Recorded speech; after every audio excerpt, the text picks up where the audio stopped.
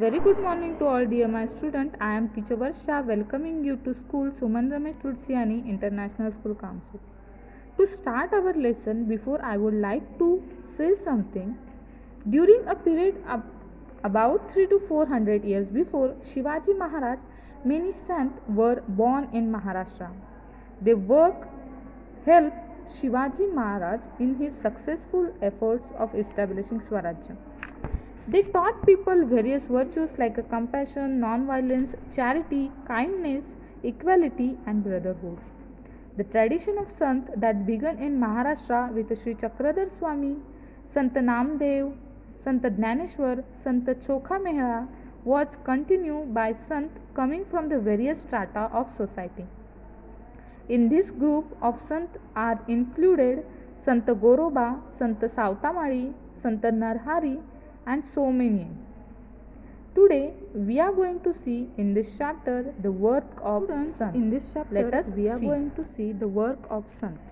Okay, the tradition of Sant that began in Maharashtra with Sri Chakradhar Swami, Sant Namdev, Sant Dnyaneshwar, Sant Chokha Mehra was continued by Sant coming from various strata of society.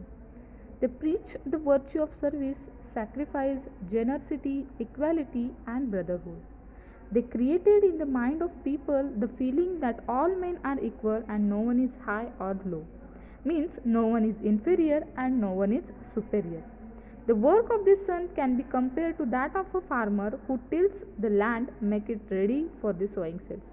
Means they have done very hard work like a farmer, as like farmer means who tills the land, makes it ready for the sowing seeds. Like that they have worked for our Maharashtra. So first we are going to see about the Sri Chakradhar Swami. Sri Chakradhar Swami was originally a prince from Gujarat. He became an ascetic and came over to Maharashtra. He moved all over Maharashtra preaching equality. Means what? He was a prince from the Gujarat. He has lived all the things and he moved toward the Maharashtra. He did not believe in any discrimination and in gender or in caste. So several men and women became his followers. The sect he established is known as the Mahanubhav sect. Memorable incidents in his life have been compiled in the book titled Leela Charitra. Next was the Sant Namdev. Sant Namdev was a great devotee of Vittal. He lived in the village Narasi. He composed numerous songs in praise of God, performed kirtans.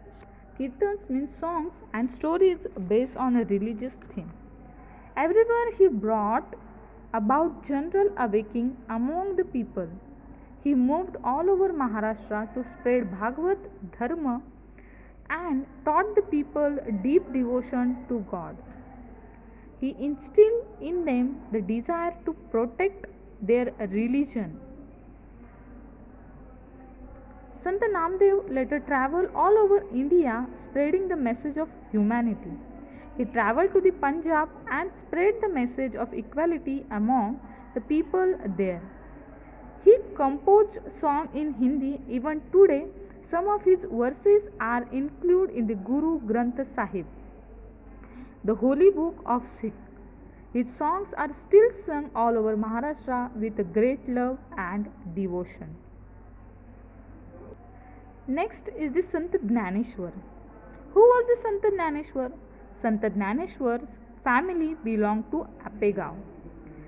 His father had taken the sannyas and thereafter returned home and started living his wife. Nivruttinath and Sopandev were his brothers. Muktabai was his sister. Bigoted men of the time used to look down upon these children because they were offspring of a sannyasi. It happened like this. Their father took sannyas and retired from the worldly life. As sannyasi, he left home, but later on, obeying the order of his guru, he returned home and started living with his wife. Their 4 children were born afterwards. The narrow minded religious leaders did not think that that a sannyasi should have children. People persecuted these children and banished them from their community. So young Dhaneshwar went around the town begging for alms. But no one would give him any alms. He had to listen to abusive language instead. Young Dhaneshwar was deeply pained by this incident.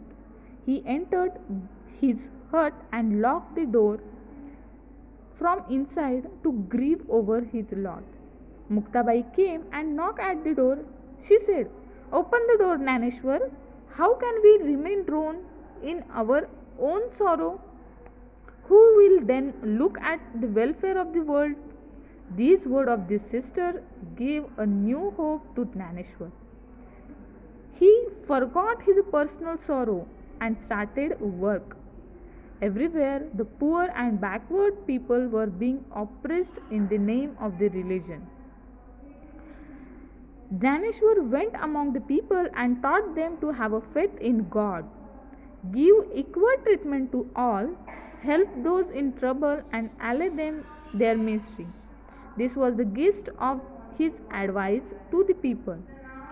Dhaneshwar words are heard in every nook and corner of Maharashtra for last 700 years.